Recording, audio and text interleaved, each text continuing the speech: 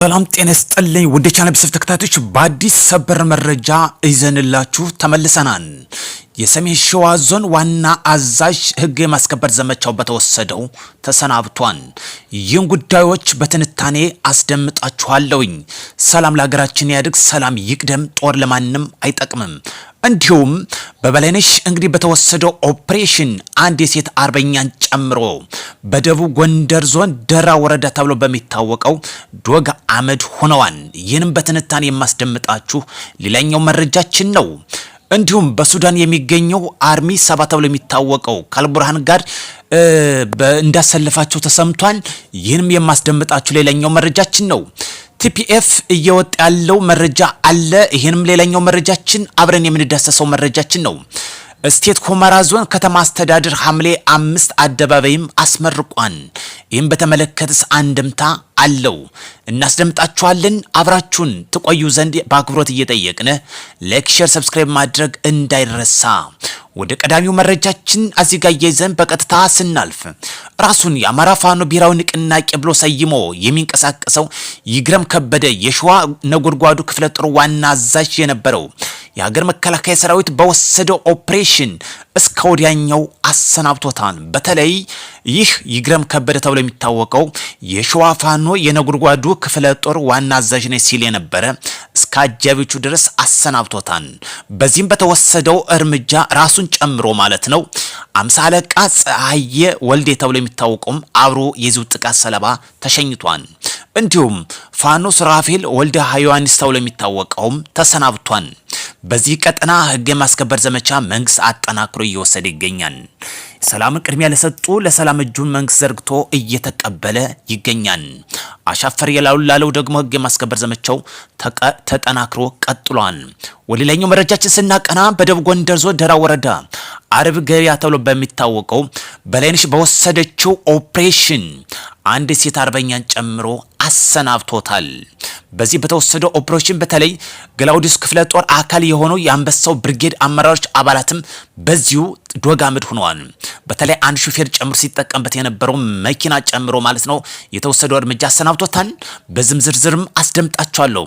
አስፋው መሐባው ተብሎ የሚታወቀው የአንበሳው ብርጌድ ሰብሳቢ የነበረ፣ ደበበው ደሳለኝ የአንበሳው ብርጌድ ዘመቻ ኃላፊ የነበረ፣ ጌታቸው ሙላቱ የአንበሳው ብርጌድ ተዋጊ የነበረ፣ ግርማ የሚባልም የአንበሳው ብርጌድ አመራር አጃቢ የነበረ፣ እስካለም አመረ የምትባል የሴት ቲክቶከር እንደነበረች የሚነገርላት ወይም በቲክቶክ ስሟ ፋኒት እስካለም ተብላ የምትታወቅ ጨምሮ እስከ ወዲያኛው ተሰናብተዋል።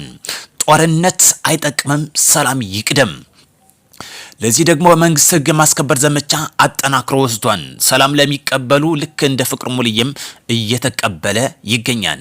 በተለይ የሴት አርበኛን ጨምሮ በዚህ ኦፕሬሽን በተወሰደው እስካለም አመር ጨምሮ ማለት ተሸኘችው። በተለይ ቲክቶክ ታገይ እንደነበረችም ይነገርላታል። በቲክቶክ ስሟም ፋኒት እስካለም ተብላ ትታወቃለች። በዚህ ቀጠና እንግዲህ ህግ ማስከበር ዘመቻው ተወስዷል። በጦርነት የሚመጣ ለውጥ የለም፣ ወንዝ መሻገርም አይቻልም። በተለይ አንድ መዝሙር የሚዘምሩት አለ። እንጦጦ ስንደርስ የሚክደን ሁሉ ይኖራን ያለ የዘመነ ካሴ እንኳን ጦጦ ሊደርሱ የሰፈርን ያልተቆጣጠሩት አንድም የለም። ስለዚህ ይሄ መዝሙር ወንዝ ያሻግራችሁም፣ ለሰላም ቅድሚያ ሰጠን እንስራ። ሌላኛው ጉዳይ ህዋትን አከርካሪ የሚሰፍረው ቲፒኤፍ አሁንም እያደራጀ እያጠነከረ ይገኛል። በዚህም የክልሉና የኢትዮጵያ ሰንደቅ ዓላማ ሰንቆ ወደፊት እየገፋ ይገኛል።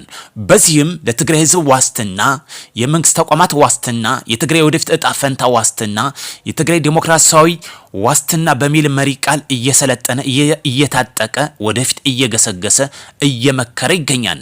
ዛሬም በዚህ ኃይል ባለፈው ልምድ ጥንካሬ ላይ እንደሚገኝም ቀጥሏል። ሰላም ለሀገራችን ያድግ። ቲፒኤፍ የዋትን እጅጉ እያስደነገጠው ይገኛል። ቲፒኤፍም እየመከረ ወደፊት እየገሰገሰ ይገኛል። በዚህም እንግዲህ ሀገሩ ሰንደቅ ዓላማና የክልሉን ሰንደቅ ዓላማ በመያዝ እየመከረ እያስታጠቀ እያሰለጠነ ኢትዮጵያዊ መንፈስን ተላብሶ እየገፋ ይገኛል። ህዋት እንግዲህ ከትግራይ ቀንበር ለአንዴ ሊያወርደው ጫፍ የደረሰ ይመስላል።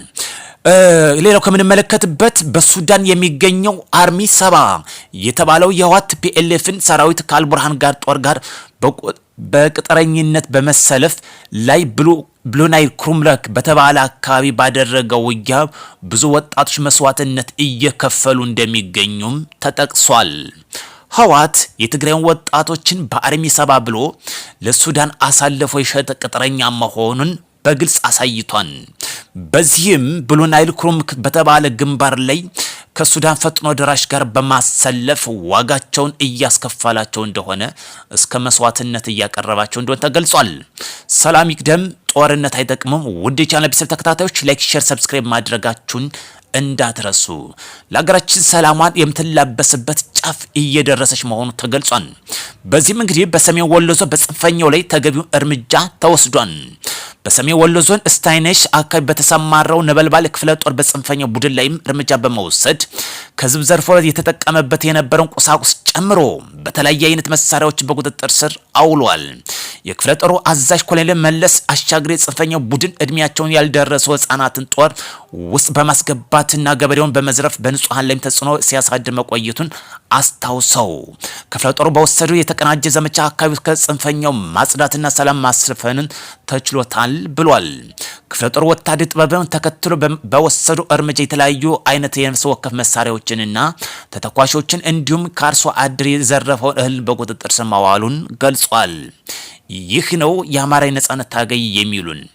በስቴት ሁመራ ዞን ከተማ አስተዳደር ሐምሌ 5 አደባባይ በደማቅ ሁኔታ ኮሎኔል ደመቀ ዘውዱ በተገኘበትም ተመርቋል። ይህ ትልቅ አሻራ ያስቀመጠ የነጻነትም ተምሳሌት እንደሆነም ተገልጿል።